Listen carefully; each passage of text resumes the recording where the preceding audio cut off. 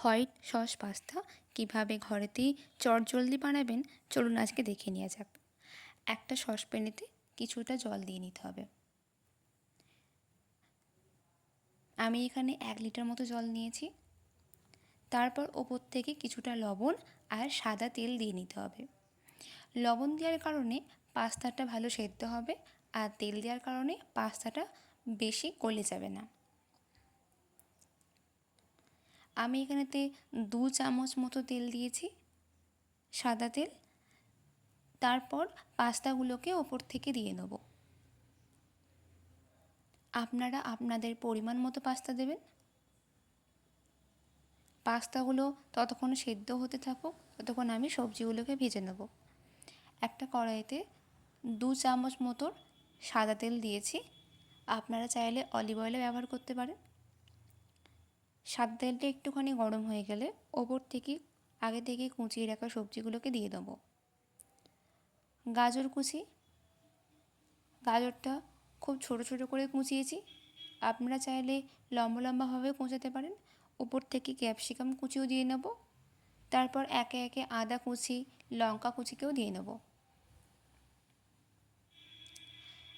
বেশিক্ষণ ভাজার দরকার নেই, 6 থেকে 7 মিনিট ভাজলেই হবে। এই সময় গ্যাসের ফ্লেমটাকে লো টু মিডিয়ামে করে রেখে দেবেন, না হলে বেশি বাড়িয়ে রাখলে সবজিগুলো পুড়ে যাওয়ার সম্ভাবনা থাকে। আপনারা এখানেতে লাল আর যে হলুদ রঙের ক্যাপসিকামটা হয় সেই ক্যাপসিকামটা ব্যবহার করতে পারেন। ওপর থেকে অল্প একটুখানি লবণ দিয়ে নেব। লবণটা প্রথমে দেবেন না, তাহলে জল কেটে যাবে। তাই লবণটা 2 মিনিট ভেজে নেওয়ার পর তারপর দেবেন।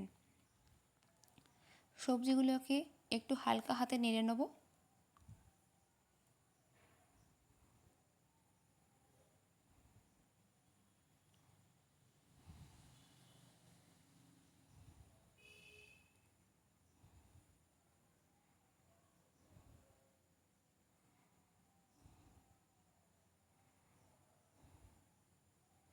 দেখুন আমার সবজি ভাজা প্রায় কমপ্লিট হয়ে গেছে। আমি এই সবজিগুলোকে একটা আলাদা জায়গায় তুলে রেখে দেবো।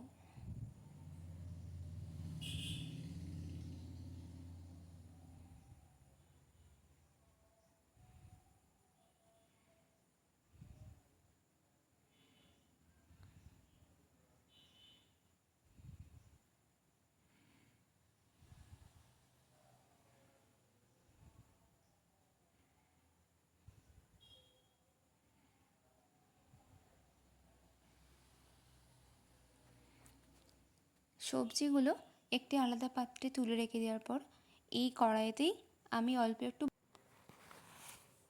বাটার দিয়ে দেবো।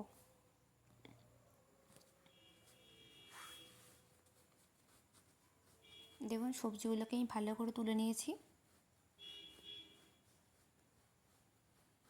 এবার কড়াইতে ওপর থেকে কিছুটা বাটার দেবো। আমি প্রায় 2 চামচ মতো বাটার দিয়েছি।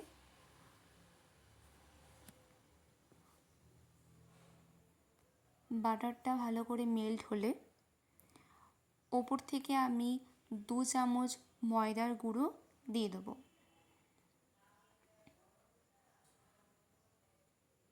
ময়দার গুঁড়োটা আর বাটারটা খুব ভালো করে মিক্স করতে হবে। দেখুন ঠিক এরকমভাবে মিক্স করবেন। প্রথমে একটু লেগে যাবে, ভয় পাওয়ার কোনো দরকার নেই। গ্যাসের ফ্লেমটা একদম কমিয়ে দেবেন।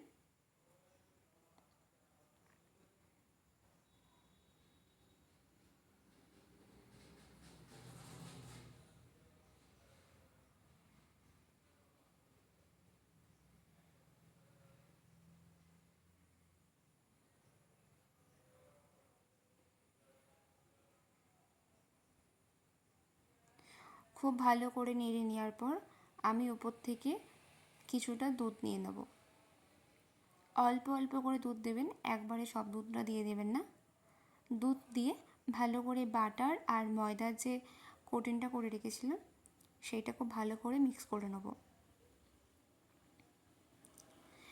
দুধ দেওয়ার সময় ময়দার যে বাটার আর ময়দার যে গোলাটা ছিল সেটা সঙ্গে সঙ্গে ডাঁড়াটা পাকিয়ে যাবে, ভয় পাওয়ার কোনো দরকার নেই। আস্তে আস্তে ভালো করে খুন্তি দিয়ে নাড়িয়ে নাড়িয়ে ডালাটা ভেঙে নেওয়া যাবে। দেখুন আমার ব্যাটারটা একদম তৈরি হয়ে গেছে। আমি ওপর থেকে কিছুটা চিলি ফ্লেক্স আর অরিগ্যানো দিয়ে দেবো।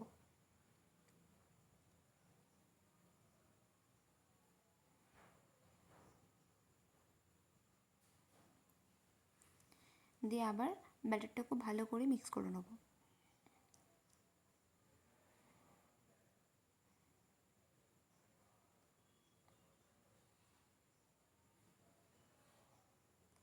অল্প একটু লবণ দিয়েছি, বেশি লবণ দেবেন না।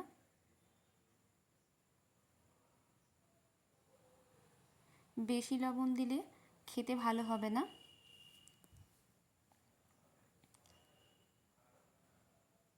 তারপর ওপর থেকে আমি কিছুটা গোলমরিচের গুঁড়ো ছড়িয়ে দিয়েছি।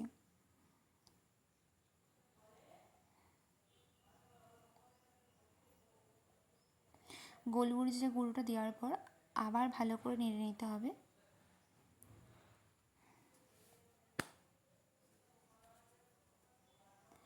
এরপর আগে থেকে ভেজে রাখা যে সবজিগুলো সেইগুলো ওপর থেকে দিয়ে নেব।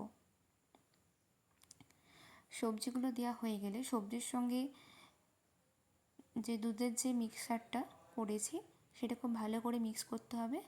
এরপর পাস্তাটা যে সেদ্ধ করে রেখেছিলাম সেটা ওপর থেকে দিয়ে নিলাম। পাস্তাটাকে খুব ভালো করে মিক্স করতে হবে যাতে পাস্তার ভেতর পর্যন্ত মশলাটা ঢুকতে পারে।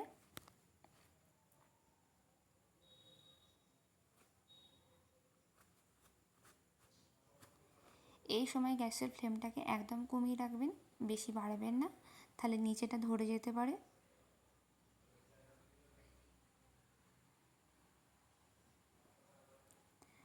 আমি এখানে উপর থেকে একটা চিজের স্লাইস দিয়ে দিয়েছি।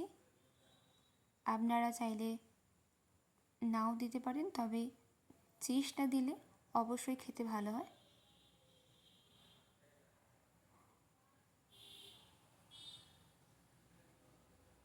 চিজটা আস্তে আস্তে গরমেতে মেল্ট হয়ে যাচ্ছে। দেখুন আমার পাস্তা একদম প্রায় তৈরি হয়ে গেছে।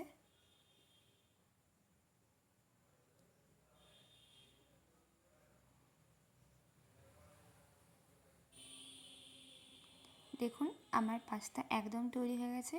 আমি একটা প্লেটে ঢেলে পরিবেশন করে দেখাচ্ছি। দেখুন আমার পাস্তা একদম তৈরি। আমার এই হোয়াইট সস পাস্তা রেসিপিটি যদি আপনাদের কাছে ভালো লেগে থাকে তাহলে ভিডিওটি অবশ্যই লাইক, শেয়ার, সাবস্ক্রাইব করে দেবেন আর কমেন্ট করতে ভুলবেন না। ততক্ষণ ভালো থাকবেন, সুস্থ থাকবেন, সকলকে ভালো রাখবেন। ধন্যবাদ।